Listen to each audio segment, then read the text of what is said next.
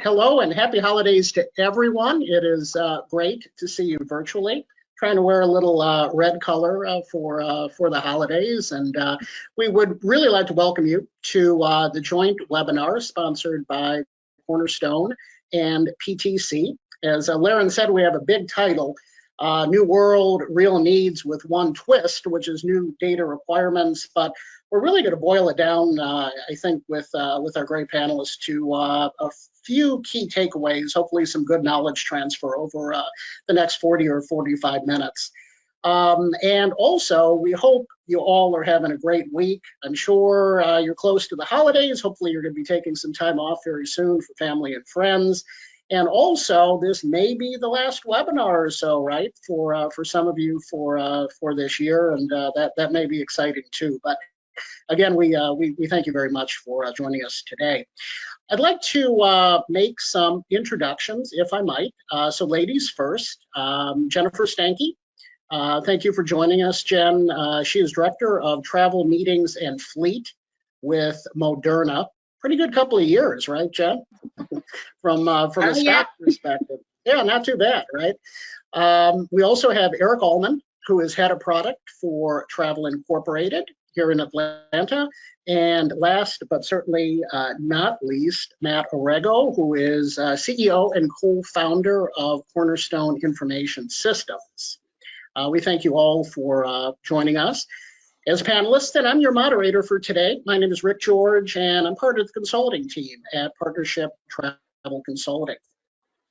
Before we begin, just a few housekeeping items. As Liren mentioned, the webinar is being recorded. We're happy to send out the recording after today.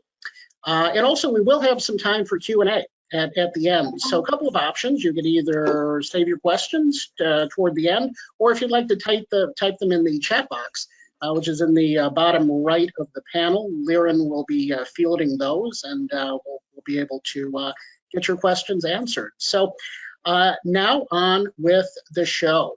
We're going to do kind of a roundtable back and forth on a variety of questions. And I'd like to start off with a question to each of you. So Jen, Matt, and Eric. What has been, just in a couple of words, if you could, what's been your biggest aha moment or revelation or realization this year in 2022 as travel is certainly returning and returning quickly, but arguably in a different way? So Jen, I'll ask you first, and then Matt, and then Eric. Well, I think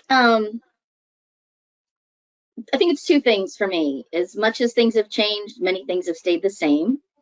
And also that travelers have just forgotten what they're supposed to be doing.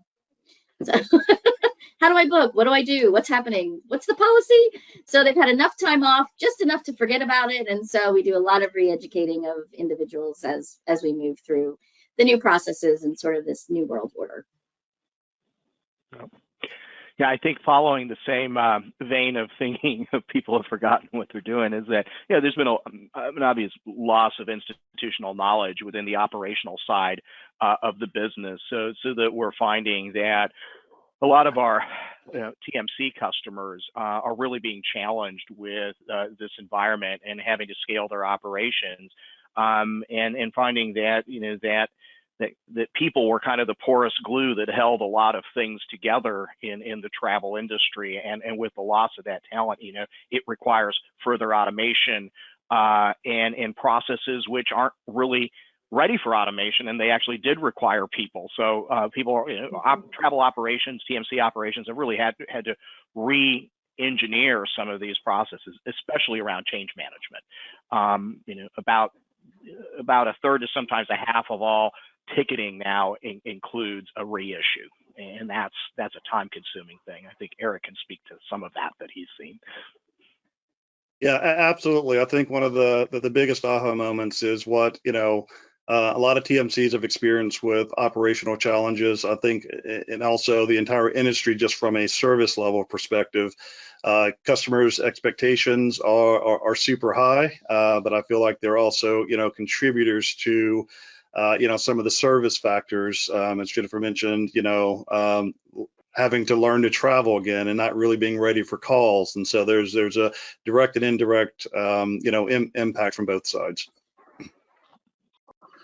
Yeah, I guess the good news through all of this, right, hopefully we can all agree, is that there's a lot of travel going on, right? And I remember being part of a webinar around this time, maybe a little bit earlier last year, and there was still post GBTA convention, there was certainly travel, but it was very uncertain. And I think hopefully we all sit a little bit better 12 months later than we did at the end of 2021.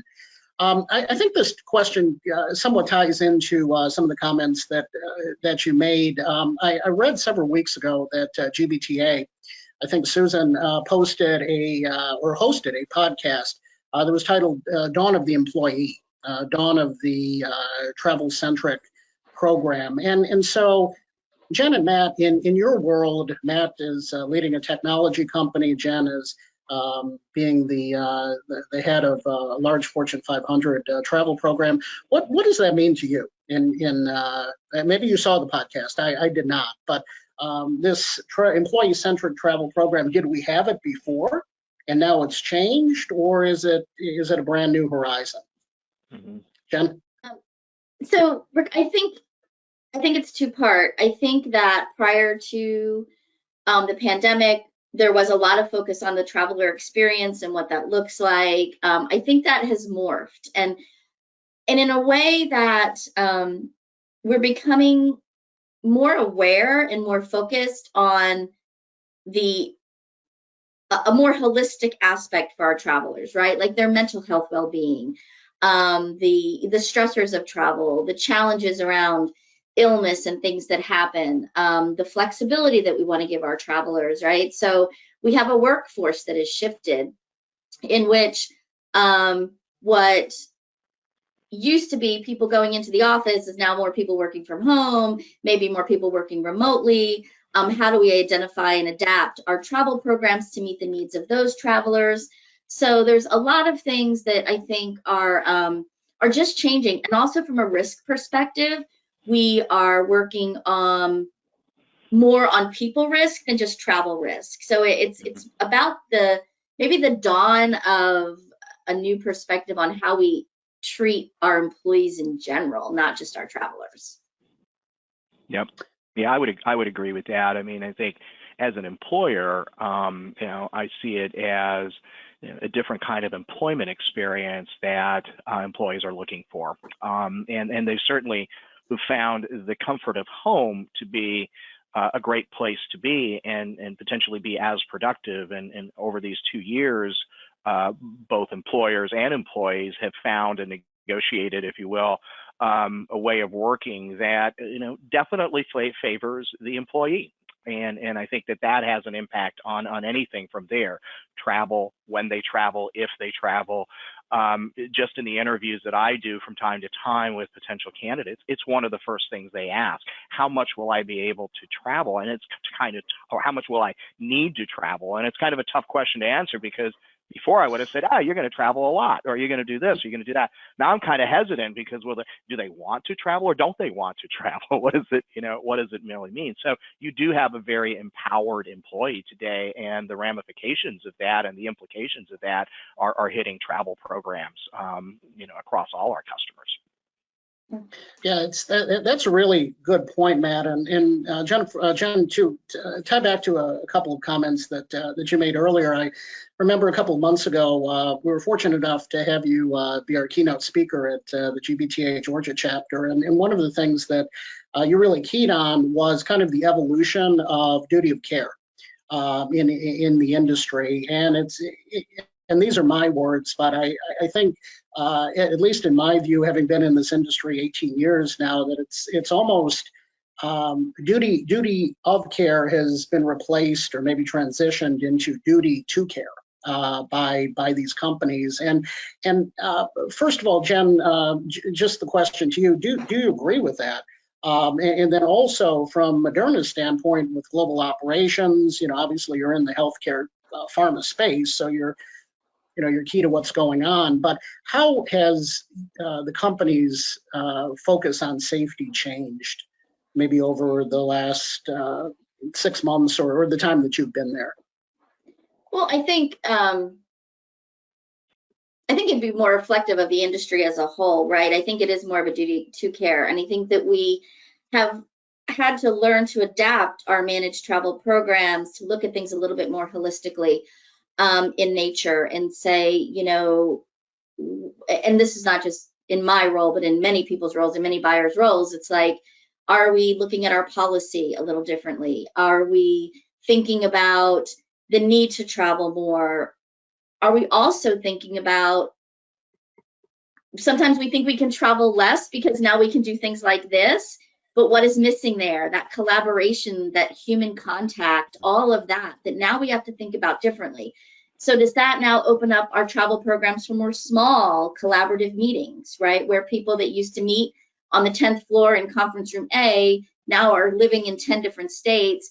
How often do we bring them back? How do we look at that collaboration and that human aspect of our employees, right? So whether it's for mental health, well-being, stressors, security, risk, all of that, I think all buyers, you know, are starting to look at their programs a little differently, and it is a duty to care, which is a great way to put that. Yeah, great response, and I think it continues to evolve, right? I mean, from what I'm seeing in the industry, and I'm sure what the three of you are seeing is really becoming more employee centric, and it may be tying back to the GBTA webinar of a few weeks ago. You know, but I think also there's a technology point to this too, and Eric and Matt, I'd really like you to weigh in on this. Because both of you have great technology focused companies. What do you each believe is the most important data element for a company today? And also, have there been any data elements that in the last year or 2 years during COVID has kind of lost its relevance? It was the new kid on the block or the hot kid pre-COVID, but now it's like, you know, do we really need it? And Eric, I'll start with you. Yeah, you know, I think I would say that, you know, customer proximity, account size, profitability is a lot of what companies are looking at more so than how it was before. You know, it's boiling down to, you know, as Jennifer mentioned, is that trip warranted or not? You know, there's different factors that are factored in. Am I going to have this meeting remote or in person? Ideally, the real winners today are, you know, the workforce tool providers like Zoom, Microsoft, and Google, right? As we have this meeting, but ultimately, you know, companies are focusing internally to assess travel more so than they did before. Also, you know, duty of care is, you know, it has become a little bit different. It's lost a little bit of steam due, I think, to the inherent reduction, or, you know, to travel spend in general. Internal policies have changed, you know, from an HR perspective, and it's more about, you know, less about tracking and more about travel readiness, preparedness, you know, collecting of the right information when there's the need to travel. And so it's just kind of a inverse of what, you know, from a TMC perspective, we had to cater to, you know, previously. And so, Matt, I think you guys are likely experiencing some of the same idea from a data collection perspective. Yeah, absolutely. You know, I think the enterprise itself, the enterprise being the buyer, you know, is connecting itself a little bit differently to its data and its utilization of data. So I think the data that is best utilized in today's environment is the one that gets to, and the tools that get to the employee and the traveler at the right time. You know, I see kind of a continuous flow of data being important. We do a lot of integration into downline ERP processes, bringing data back into workflow so that you have like one version of the truth out there. But generally speaking, I think the cause is productivity and efficiency. It's, you know, if you're going to travel, are you going to be able to do this effectively? Is it going to be something that is going to be meaningful to your bottom line, to your return on investment in that trip? What's the value of that trip versus the cost of that trip? I think that many of the of the potential uses of data now have become about value and productivity. And Rick, can I just add one thing to that?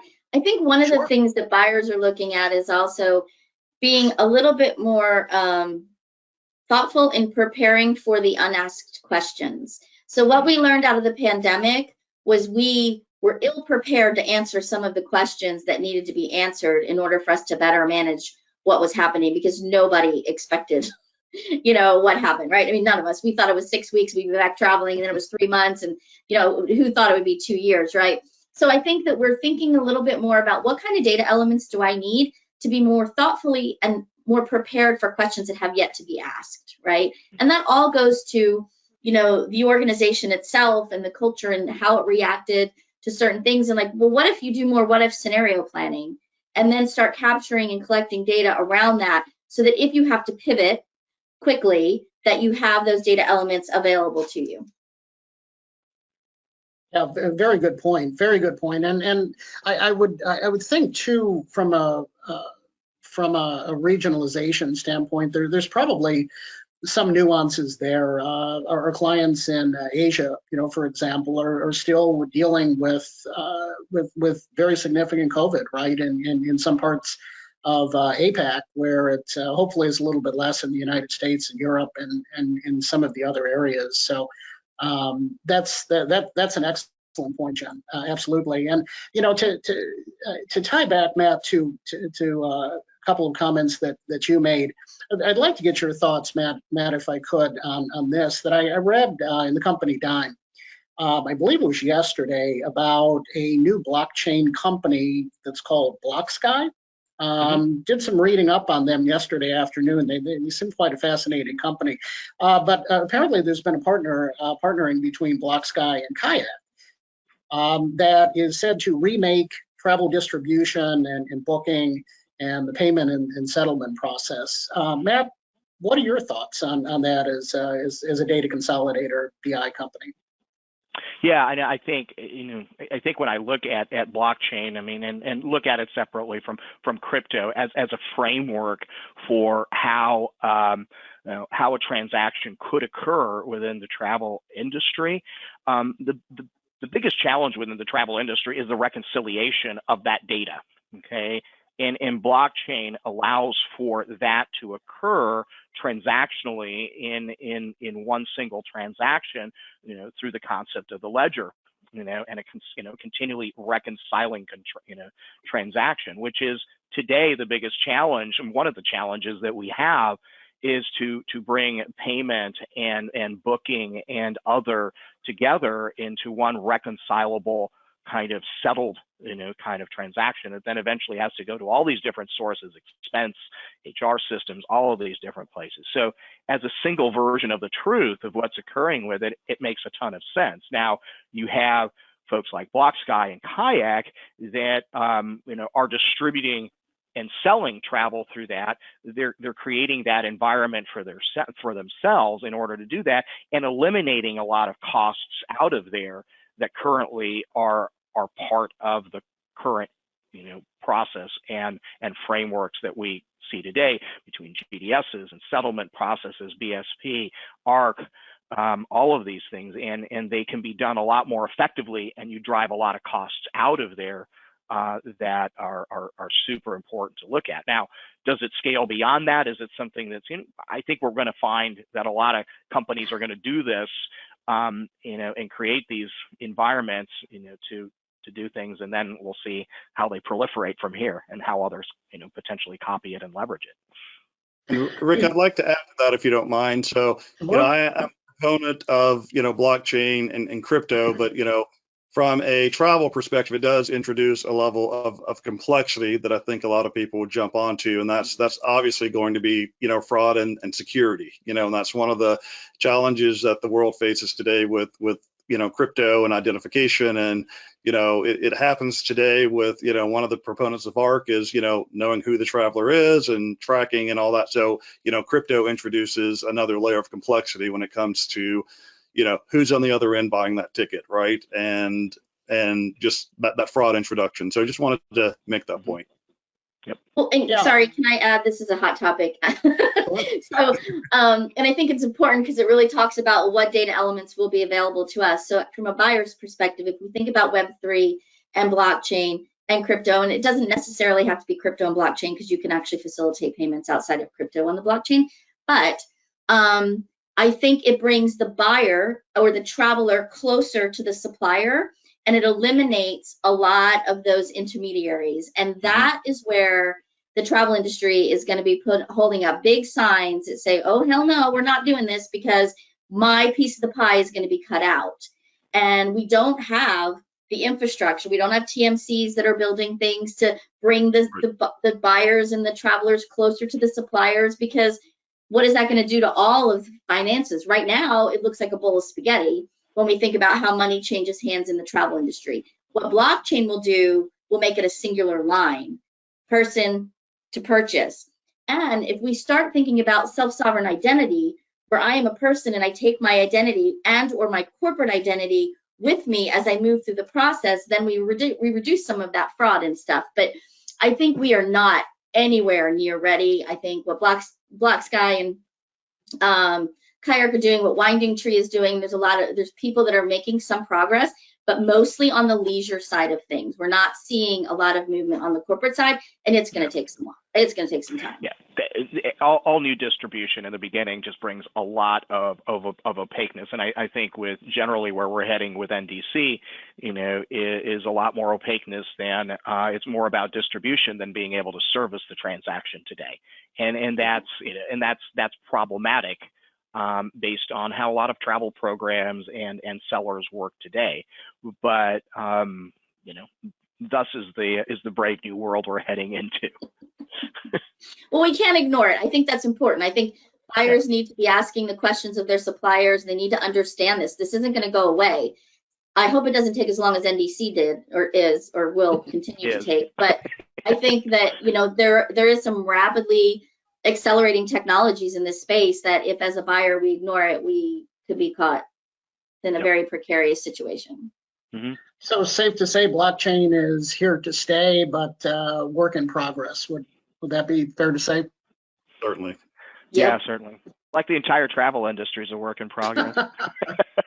Yeah, the same work in progress it's been for 30 plus years. Exactly. It revisits itself at the start of every new year, huh? Exactly.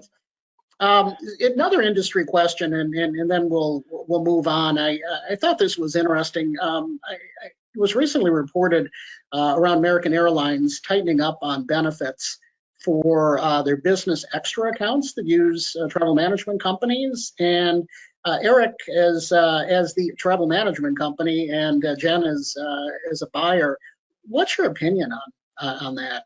Good, bad, indifferent? Well, I think it's a noticeable, disruptor, content for business travel. I mean, the overall impact, isn't very clear from a business travel perspective. Just post activities, things like refunds, exchanges, and I know we're not specifically talking about NDC, but overall, the impact is ultimately the same. There's when we had the big, significant policy shifts with COVID. One thing that came out of that was a significant, use to burn unused tickets through equity cards. It introduced a completely different level of complexity that everyone was unprepared for. And I think today this is going to be several more stages of that as we go down this road. And American Airlines and others are going to introduce, far more complexities that we're just not going to know the service impact, to the travel business model. Leisure is one thing, but TMCs and the business community, I just don't think they're ready for it. And even if there's a cost savings, there's going to be a service cost that I just think we're not quite clear what that picture is going to look like at this point. And Rick, I think to kind of echo some of what Eric's saying, I think the airlines have invested, and you called out American, we could call any of the airlines, some airlines, not all airlines, but a big number of the big players have invested in the NDC technology. And I think that they're all of a sudden like, we got to do something, we got to move fast. It's kind of like the removal of commissions and different things. It's like they just have to draw a line in the sand and say, we'll figure it out. And I think that this line in the sand that they've drawn, whether it's with their business extra model or any small business program, incentives to the TMCs and NDC and content and how that impacts the corporate travel program, I think there's a lot of still unanswered questions and things that, you know, haven't yet been figured out. And I fear that that line that they've drawn in the sand in some of these things, in a world that's kind of moving to endemic state from pandemic state, when TMCs can barely service the customers that they have now, I don't know what they're going to do. They're not going to be prepared by April for some of these big NDC changes. They're just not. I mean, it's going to be a mess. And so I think as buyers, we have to be questioning our air suppliers and saying, hey, you know, what does that partnership look like? And how are you going to help us better manage? And I'm very concerned about service levels right now, just in general. And then you start adding these complexities to it, nothing's going to get done. Yeah. Eric, do you have a follow-up on anything you'd like to add to Jen's comments around service levels? Or well, she is right. I mean, service levels right now is very tough across the, you know, I think all TMCs, and, you know, and it's a challenge finding, you know, seasoned agents. And so there's a tremendous amount of, you know, new talent coming in, but, you know, it'll be months before the talent is groomed to the point in which they're truly effective. So the comment about the service level, I think, will continue for quite, you know, some time for a variety of reasons. And, you know, this introduction of drawing the line in the sand at this point couldn't come at a worse time, quite frankly. You know, but, you know, we are where we are. This is how the travel industry works, and, you know, it'll shape out over the next, you know, 6 to 9 months, or maybe the next 3 years with NDC. Who knows? So it's a lot of interesting times to come, right? Safe to say. Yeah. So, Jen, a follow-up question to you, maybe to go a little bit deeper.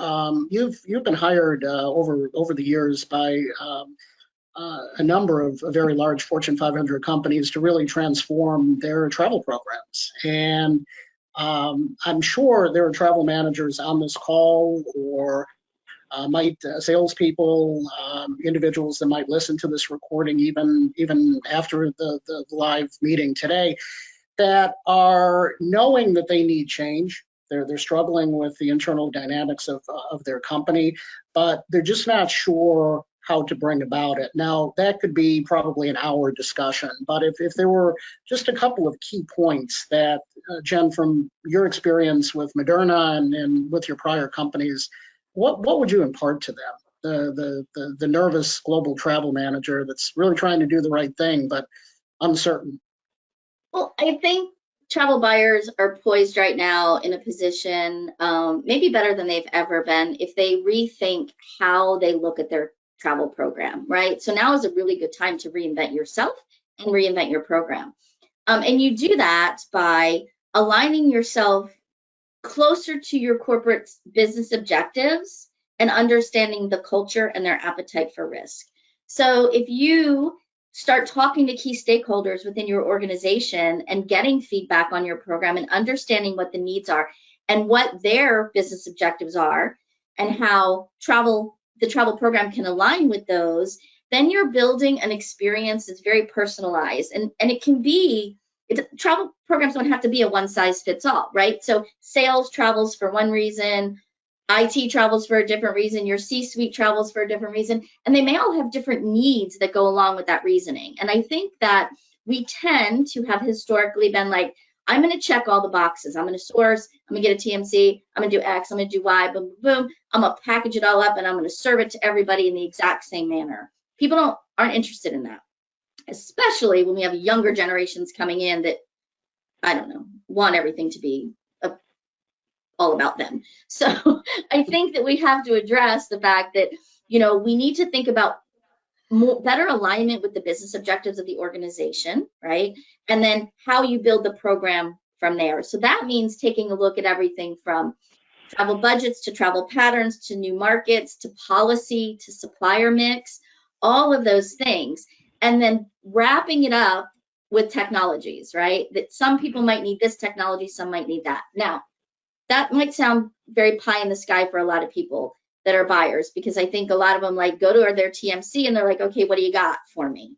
I think that's something else that we have to unwrap. And I would recommend to all TMCs, including my lovely friend Eric here and anyone else on this thing, how do you become more customizable instead of boxing buyers in, but maybe creating a better, more pliable model that they can then plug and play technologies into and different services and things. And I think that if we start partnering at that level with our internal business partners and our external suppliers, I think we can build really cool, great, amazing programs that look different in every single organization because the organizations are different. Yeah, and that's where the challenge is. I mean, and Eric, I just jump in really quickly because I think this pivots to you, is that, you know, in the environment of a constrained environment, you know, your natural tendency is to standardize and create those boxes as this is how we're going to do business.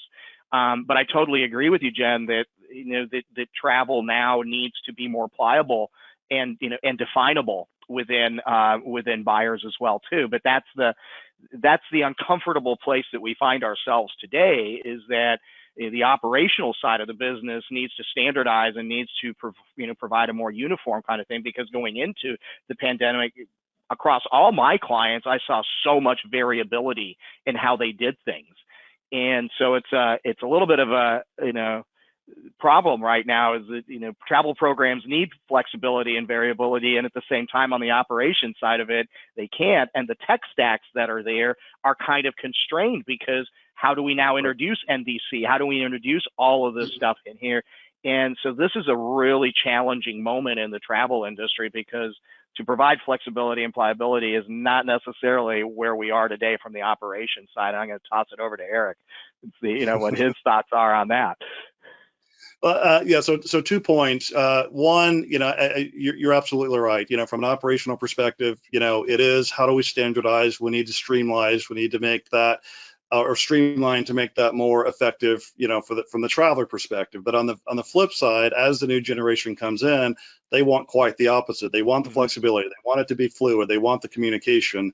And, you know, so we actually have some new technology that's coming out that really, as Jen mentioned, to address all levels of the organization, to have an open communication channel between all the legacy apps we had previously, the apps that are coming, NDC, you know, really about, you know, push notifications and feeding and getting content from various places, different providers, and then in turn being able to communicate different messaging out to different levels of the organization, different KPIs to the top of the channel if that's what they're looking for. If I'm looking for notifications from a, you know, schedule change perspective, you know, I'm the frontline guy. I'm interested in, you know, what's happening on my trip, not really about the data aspect. And then, you know, you throw HR in the middle with, you know, the pandemic, and they're looking for different levels of information. So, you know, the idea behind, you know, our platform is, one, how do we communicate to all different levels? And then what data are we going to deploy at those various levels? You know, organizing that has been, you know, quite the challenge. And I think we have sorted it out amongst, you know, within Travel Incorporated here, and going into next year, that's really our goal, is to plug all of those gaps and target every aspect of the organization and figure out what piece of data, you know, what action and what levels of interaction are you looking for? And that's a core problem for us to solve going into next year, because otherwise, at the rate the industry's moving in different directions, you know, you've got to have that flexibility to pull it together. And that's one of our core focus right now. Yep, I agree. So again, another work in progress, right, for the travel industry on many levels, from the supplier and the buyer perspective, right? Yep. Just a couple more questions, and then Liren, I will turn it back over to you. Jen wears many hats in her life, and I'm very happy she's moved to Atlanta, actually, as well. So we're kind of neighbors, 40 miles apart, Jen, but glad that you're here. I wanted to just give you a second to plug your other daytime job around TAMS, which is a great organization, growing organization. If there's anything you'd like to say about what's coming up in 2023, please do. Yeah, thanks. So we have a lot of exciting things. So for those that don't know, TAMS is a travel meeting society. It stemmed out of COVID. We delivered some industry standards around cleanliness and health and stuff into the marketplace, and then kind of went to TAMS 2.0. We've got a variety of committees. We're actually very focused for 2023 on project deliverables to solve industry problems. Like so that people can come to us and be like, hey, I have an idea for this. And then we can foster that and nurture it and build out project teams to then deliver whatever that solution might be. It might be a standards, it might be a white paper, it might be, I don't know, just something we do in the industry. Who knows what it could be? Because we try to be really flexible and fluid. We are, new and growing. We have a lot of good things for 2023. I think we're probably gonna maybe have an in-person event. We'll see. We're working on some things like that. We've just launched our membership in October. So if you're not a member, sign up now, tamstravel.org, because it's $69 for 2 years. So it's affordable to everybody. And yeah, there's a lot of work to be done. If you want to be engaged and really be impactful and have some fun while you're doing it, then come join us on our journey. It's a good deal, $69 for 2 years, right? Yeah, it's cheap. It's cheap. Cheap. All right, folks, final question, and then I'm going to turn it back to Liren. We've got, about 17 days, 18 days left in 2022. So I'd like to ask each of you, starting with Matt, then Eric, then Jen, what's your outlook for 2023? What do you think is going to kind of take the lead in either the technology space, the travel buyer space, the TMC space? So Jen, take it away. I think I'm going to have a lot more really intense, thoughtful conversations with my suppliers about whether it's service levels or pricing, because it's getting tough out there. Things are very expensive, and I'm finding that there is a lot of people trying to recover financially. And so we have to have intense, thoughtful conversations around that. Matt? Yeah, I continue to see the effort that it is to really automate the operations of travel companies, travel sellers, TMCs out there in general. I think that the information and the processes that we need to continue to focus on are by far the most difficult ones, especially around refunds, exchanges, and pricing. And then we're going to have to deal big time with American Airlines and what I assume going to be the followers after that on new distribution channels, and what that's going to imply from the standpoint of all the things that that require processing and information that come from that. Yeah. And Eric, final thoughts. Yeah, for Travel Incorporated, 2023 for us kicks off, a year of, innovation and connection, to be able to innovate and connect with our customers.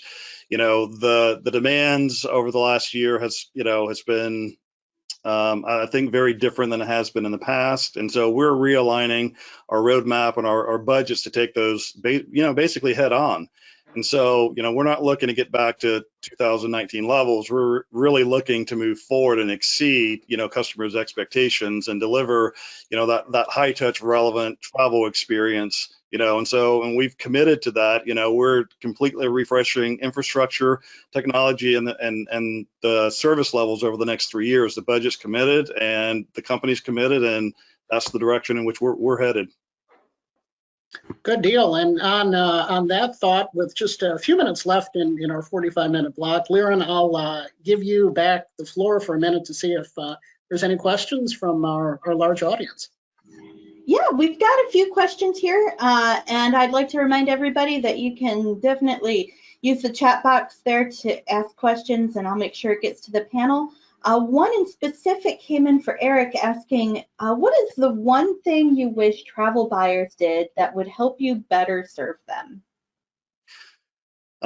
Honestly, probably police their own travel policy. As as they learn to, travel again, and, in many cases, things are very unclear. The expectations are a little out of line. So imagine if the agency's being asked to police the policy, what's happening when, imagine if they get to, the front line of the hotel, the car counter, the airline counters. If we're not policing it, they're certainly not being policed, several levels down. So I think it's really is, reshaping, realigning, and getting everybody back to understanding what travel is all about. Well, thank you. Good question. Yeah, another one. This one is being directed towards Matt. Are there any technologies that the industry is currently missing? Well, I think the online booking tools, I mean, many of them are going through re-engineering. Some of the newer ones obviously are thinking, are thinking more contemporary, but, you have a lot of OBTs that are going to need to get aligned with NDC pretty quickly here.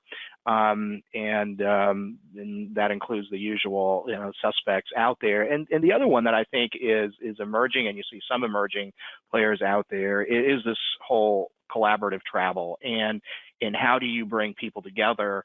Because the online booking tools, facilitate, just single traveler kind of, bookings, but not as much, bringing 5, 10, 15 people together into Atlanta. And how do you facilitate that through a simple invitation? Because a lot of those people have never booked a trip before.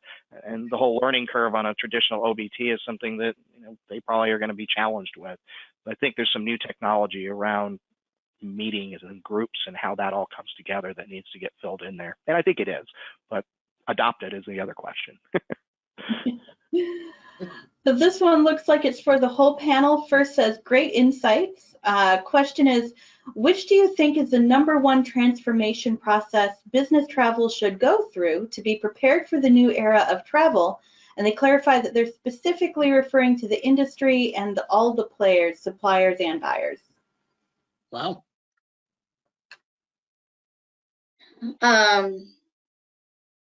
Wow, that's a big question. I think if we can focus on how technology can drive a more seamless end-to-end process, providing the content, and regardless of where it comes from, I think that would be kind of an ideal state for where we are, so that we can meet our travelers where they want to be met, right? So if I wanted to go to AA.com and book, how do I bring that back into my program? There's some technologies out there that can do that.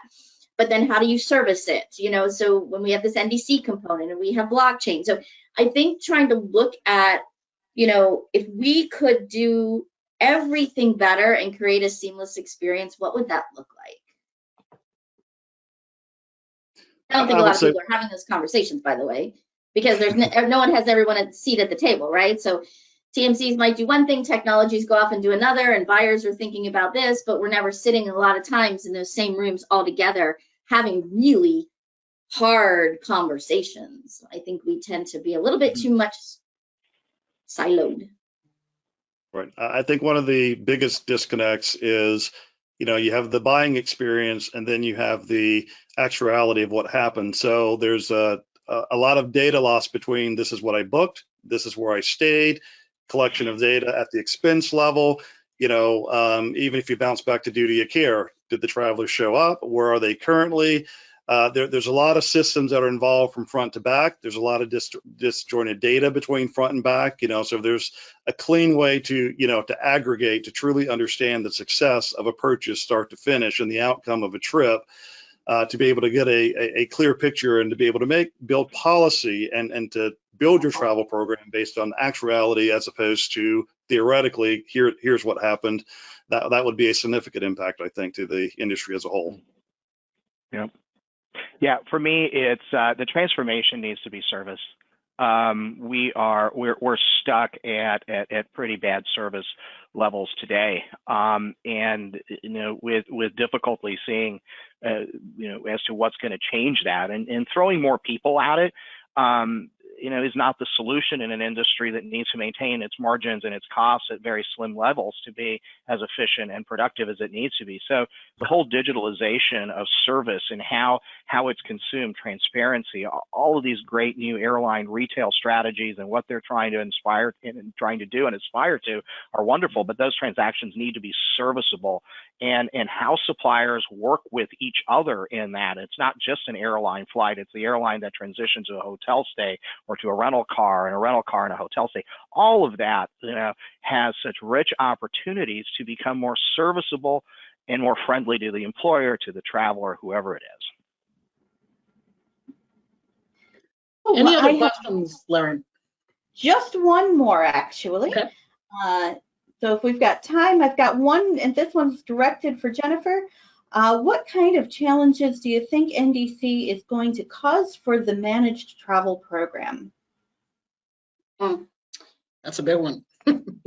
It's a big one, but I want to kick off on a positive note. I think getting richer content in front of our travelers is really important. I think giving the airlines opportunities to bundle in merchandise and stuff, I think creates a better experience for our travelers, because then they tend to go out less looking for something else on the websites and things. So I think it's a good thing. I think where we still have challenges, and I don't understand why we're 13, 14 years into this, right?